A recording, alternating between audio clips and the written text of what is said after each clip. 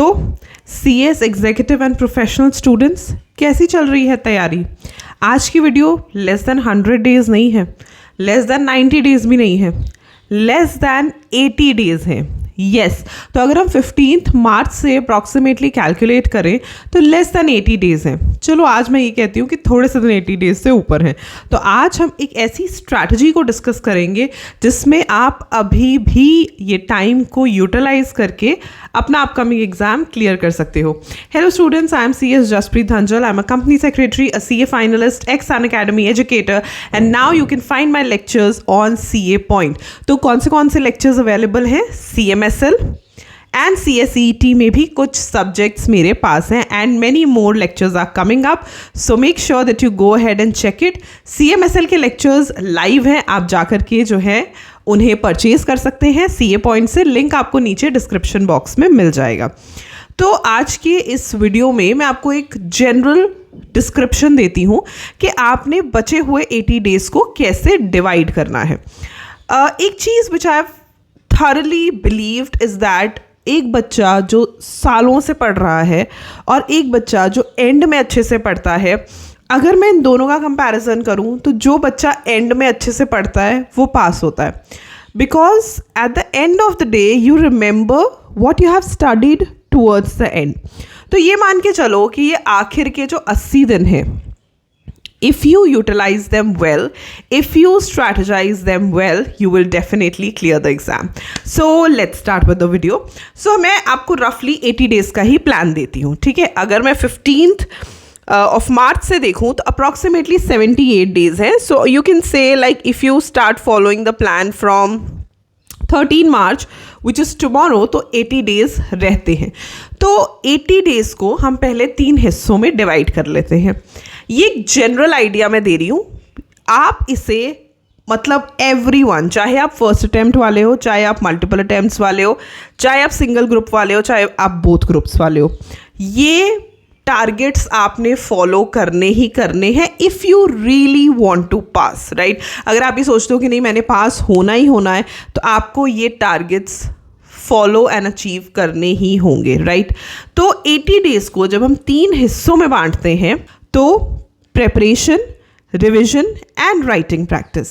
सबसे पहले प्रेपरेशन। सो अभी कोई फ़र्क नहीं पड़ता आप दूसरी बार प्रिपेयर कर रहे हो, आप तीसरी बार प्रिपेयर कर रहे हो, जो बच्चे मल्टीपल अटेम्प्ट्स दे रहे हैं ना, वो भी एक बारी तो देखो थोड़ा सा थरली पढ़ना पड़ता है, तो आप उसको प्रेपरेशन मान लो। तो वो प्रेपरेशन आपकी 15th of April तक ख़त्म हो जानी चाहिए। You can make a chart also, right, if you want to. ऊपर 80 डेज़ या टाइमलाइन लिख के preparation, revision and writing practice लिख लो। प्रेपरेशन के नीचे एरो डार्क लिखो 15th of April, more than a month which is purely sufficient. अब अगर आप लेक्चर्स पूरे कर रहे हो, अगर आप दोबारा पढ़ रहे हो, जो भी कर रहे हो, आपने 15th April तक एक बारी आई वुड से पूरे सिलेबस को गो थ्रू कर देना है। Then only you can proceed to the next step.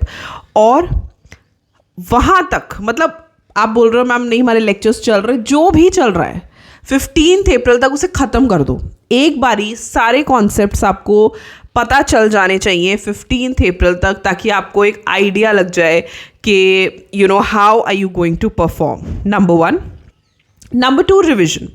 15th April से आगे आती है रिविजन। सो रिविजन स्टार्ट होगी 16th April से लेकर के 30th April तक, right? From 16th April to 30th April is the timeline for revision. Approximately 15 to 16 days हैं, लेकिन रिविजन जो है वो अभी आगे भी चलेगी मई में। ये वो रिविजन है जिसे हम कहते हैं ना कि एक बारी गो थ्रू कर लो कि हाँ भाई क्या क्या चीज़ें थी या कैसे कैसे एक दो बार हम अच्छे से एक बारी पढ़ लें, एक बार कॉन्सेप्ट को, जिसे हम कहते हैं रीडिंग, ठीक है? ये रिवीजन वो रीडिंग वाली रिवीजन होनी चाहिए जिसमें आपने, क्योंकि पहले जो आपने प्रिपेयर किया होगा वहाँ तो आपने लेक्चर्स ही ख़त्म किए होंगे, टीचर्स को ही सुना होगा। तो ये रिवीजन एक तरीके की सेल्फ स्टडी होगी जिसमें आप सारे कॉन्सेप्ट्स को रीड आउट करोगे। मई में होगा आपका राइटिंग प्रैक्टिस। अब राइटिंग प्रैक्टिस नहीं, जस्ट राइटिंग प्रैक्टिस नहीं होता। Writing practice is more like revising a concept और revising a topic and then performing the questions. So you can say revision and writing practice goes hand in hand. तो पूरा में उसी के लिए रखो ताकि आप आराम से 1 जून से जो अपने पेपर हैं वो दे सको। और यहाँ एक टिप ये है कि जब आपने मई में राइटिंग प्रैक्टिस करनी है तो रिवर्स ऑर्डर में करनी है, यानी कि लास्ट टू फर्स्ट पेपर करनी है, ताकि जब आप 1 जून की तरफ आओ तो आप सारे पेपर्स की जो रिवीजन एंड राइटिंग प्रैक्टिस है वो कर पाओ। ये एक बहुत ही जनरल सिनेरियो है। अगर आपको बहुत पिक्यूलियर प्रॉब्लम है, स्पेसिफिक प्रॉब्लम है, then feel free to book a personalize session, जो आपको नीचे डिस्क्रिप्शन बॉक्स में उसका भी लिंक मिल जाएगा, तो आप वो बुक करा सकते हैं और एक वीडियो कॉल के थ्रू आप अपनी प्रॉब्लम्स जो हैं वो मुझसे डिस्कस कर सकते हैं। So this has to be a plan, this has to be a target that you follow. And उसके बाद आती है राइटिंग प्रैक्टिस। बहुत सारे बच्चे हैं जो राइटिंग प्रैक्टिस में बहुत ज़्यादा फंस जाते हैं कि भाई राइटिंग प्रैक्टिस है, हम कैसे करेंगे। तो राइटिंग प्रैक्टिस के बारे में I want to tell you कि I am starting a new batch from approximately 16th of March और ये जून अटेम्प्ट के लिए लास्ट बैच रहेगा।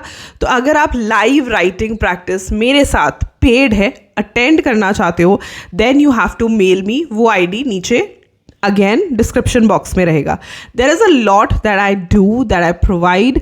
तो एक चीज़ मैं बोलूँगी कि मेरे टेलीग्राम चैनल को भी ज्वाइन कर लो, इंस्टा को भी ज्वाइन कर लो। बहुत सारी चीज़ें होती हैं, आपको उसकी नोटिफिकेशंस मिलती रहेंगी। एंड अगर वीडियो अच्छी लगी तो लाइक करना, फ्रेंड्स के साथ शेयर करना, चैनल को सब्सक्राइब करना। And I will see you super soon in another video. Till then stay happy, stay blessed and keep the preparations on. Bye bye.